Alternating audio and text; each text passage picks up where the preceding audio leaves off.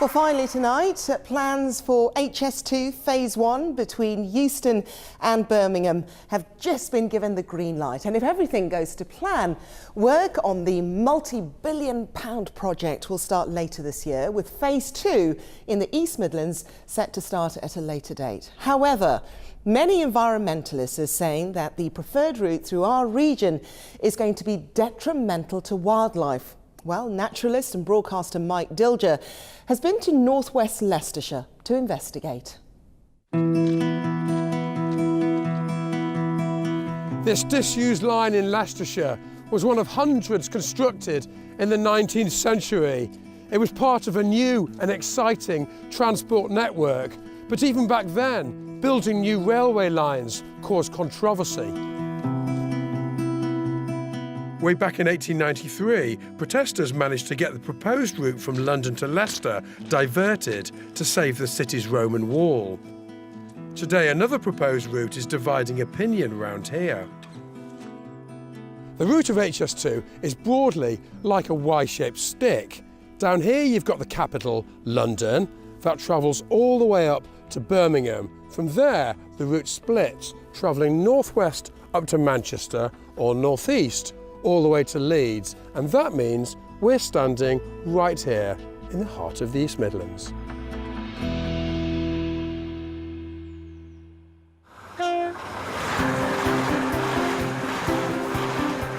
Phase 1 linking London and Birmingham gets going this year, and as many as 63 ancient woodlands will be affected. The Woodland Trust has identified another 35 ancient woodlands, which may be lost or adversely affected in Phase 2, the routes to Manchester and Leeds. Richard Blunt lost land back in the 90s, when the then newly constructed A42 sliced through his family's property. So he's no stranger to large-scale infrastructure projects. I understand why HS2 has to be built. And for me, I'd like to see it tucked in alongside the 42 as close as possible, because then the impact on our woods will be less. And it's possible to do that, but unfortunately it comes out that quite a few hundred yards away, and that just cuts off a whole chunk of our woods. So you're worried about the environmental concerns of places like this? This is full of deer, this is full of wildlife, this is a place, and every time you put a major thing through, we've already had the A42 in my lifetime, so to have another major infrastructure project only 20, 30 years later is very devastating for the woods. Now, the term ancient woodland relates to any site that has had continual wooded cover for at least 400 years, in effect dating back to the time Queen Elizabeth I was on the throne. But nowadays, sites like this cover only about 2% of the entire British Isles. Richard, behind us is Big Lintus Wood, which I understand will disappear underneath HS2, and behind that is a much smaller wood called Little Lintus Wood. Now that was completely missed by HS2. Why? Well, we don't know. We understand that Natural England asked them to survey for woods smaller than 2 hectares that might be on the route. They said they had, but one of our volunteers actually found that and several other woodlands that they had completely missed, and they've now been added to the Ancient Woodland Inventory. In the village of Measham, people say high-speed rail will bring them no benefits and plenty of cost. It has no real benefit on us, or that for that matter, the United Kingdom as a whole. Well, it's going to be a slice right through the National Forest. Therefore, I don't see how it's going to enhance the local environment. We're on what's called the eastern leg, HS2B.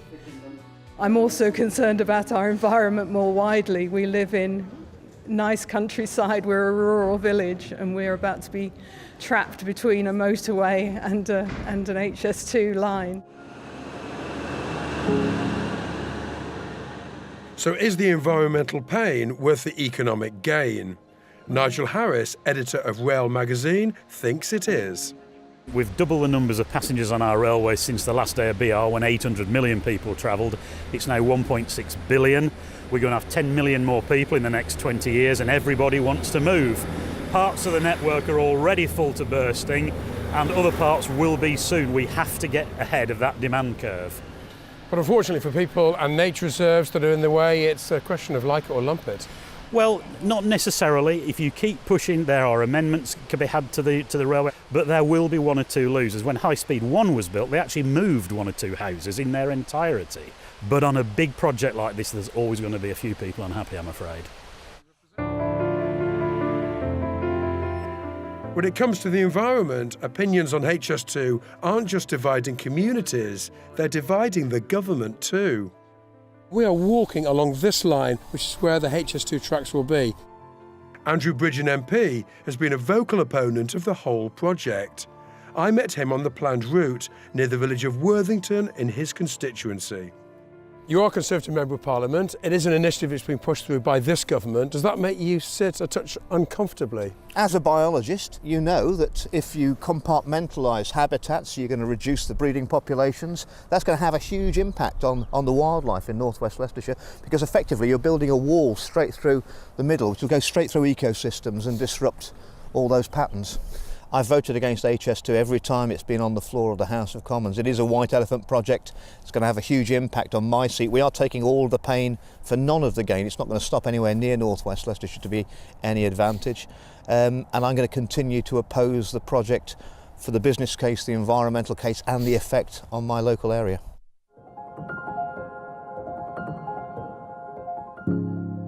We contacted HS2 and in a statement they said, "We are currently consulting on a number of changes to the route in the East Midlands and have actively engaged with communities and interested organisations. Going forward, we will continue to refine the design, including the development of appropriate environmental mitigation measures."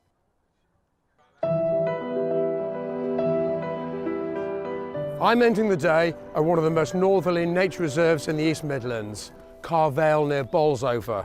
The Derbyshire Wildlife Trust say the planned route will, to put it bluntly, ruin parts of this wetland nature reserve. And what's more, how HS2 went about assessing the least environmentally damaging route right across England was seriously flawed. What is the line of HS2? Well, if you look out beyond the water bodies here, Mike, from the maps we've got so far, it would appear that HS2 is going to come right to the back of the reserve, and we're really concerned that some of these water bodies are going to disappear completely. Do you feel HS2 are taking the environmental concerns and mitigation seriously enough? The route selection, I think, is a major problem, and we do believe the government isn't listening seriously enough to the wildlife trusts and to other organisations who are raising massive concerns about the impact on hundreds of wildlife sites throughout England. We think the government's got to do a lot more to really seriously look at the impacts on wildlife and the natural world with this mega infrastructure project. HS2 say the current proposals in the East Midlands provide the best balance between engineering requirements, cost, and the desire to minimise impact on people and the environment.